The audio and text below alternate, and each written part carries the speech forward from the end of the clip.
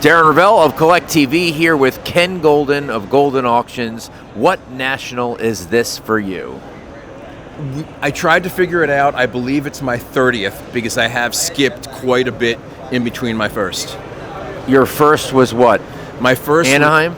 No, my first would have been early 1980s. Oh, okay. With my dad when I was a teenager. Yeah. And what's your earliest memory of what this was? A hotel ballroom with 100 tables. Exactly. But and like it was honestly at the time it was massive. It was overwhelming. There were no corporate booths. Right. There were no it was no professionalism, but it was just a bigger version of what I grew up with, which was like the Philly show, the old Philly show. Right. And it was more paper and gloves and a whole bunch of other stuff. And but what is the same as people kept saying how outrageous the Mickey Mantle 1952 card was at the time. That was about $1,500 in 1983. Yep. You had Mr. Mint rolling in with his cash, saying, "I have $1 million. If someone in this ballroom were to scream, 'I have $1 million, I'm going to spend $1 million,' they'd be like, what else?" Okay. Yeah. Okay. Thank you. Okay, exactly. On to the next table. Exactly. So what's your take of the hobby? We went into the COVID era. Mm-hmm. It boomed. Yep. And I don't think people thought that we'd be back booming again in the same way or maybe more. How? So the COVID, I personally look at COVID, and COVID, turbo boosted everything, but it also caused a mania, and it caused FOMO, and it caused panic buying by people who had no interest in buying cards. And I also think that they purchased indiscriminately.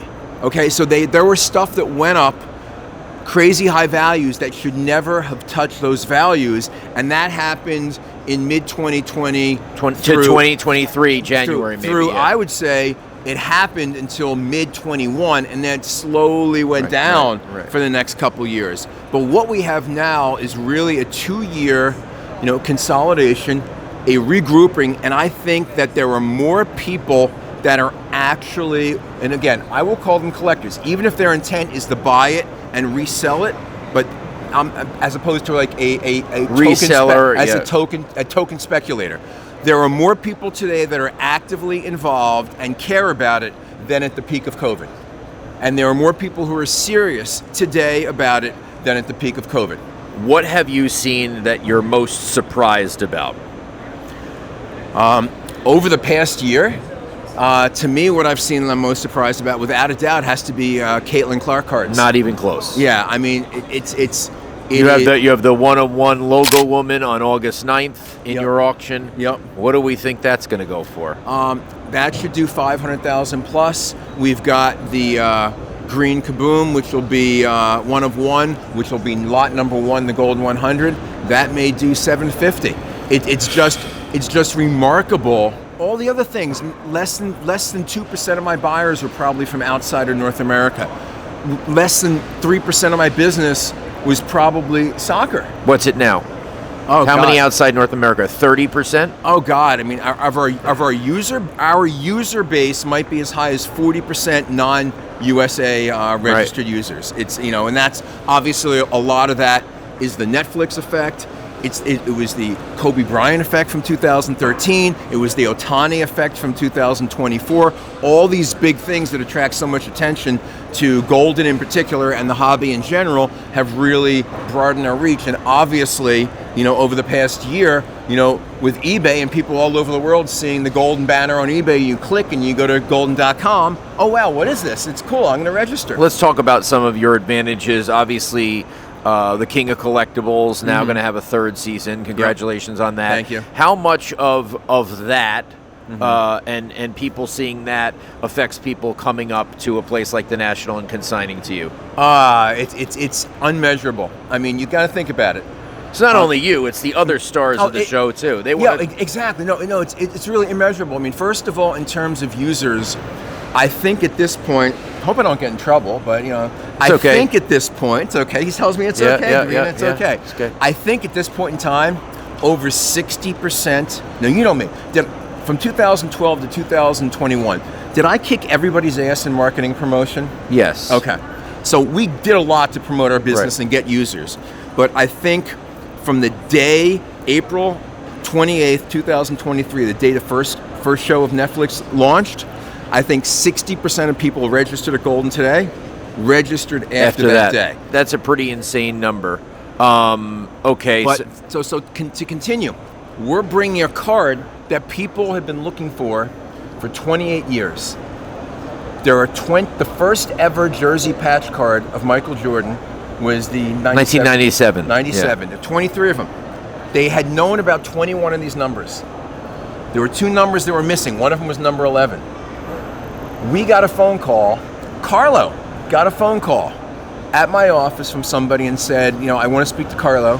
He said, I just watched you on Collectibles. I'm very impressed by you. I'm impressed by your basketball knowledge.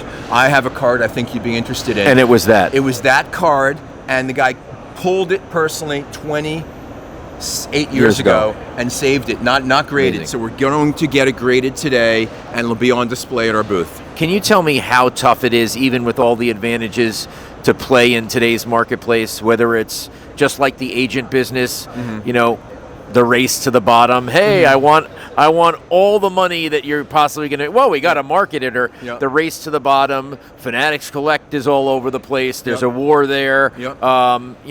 Obviously Hunt's doing a good job with estate sales. He's been getting a lot of stuff. How tough is the competition to get things consigned? And how do you continue to make sure that it is actually a good business? Well, it's very competitive.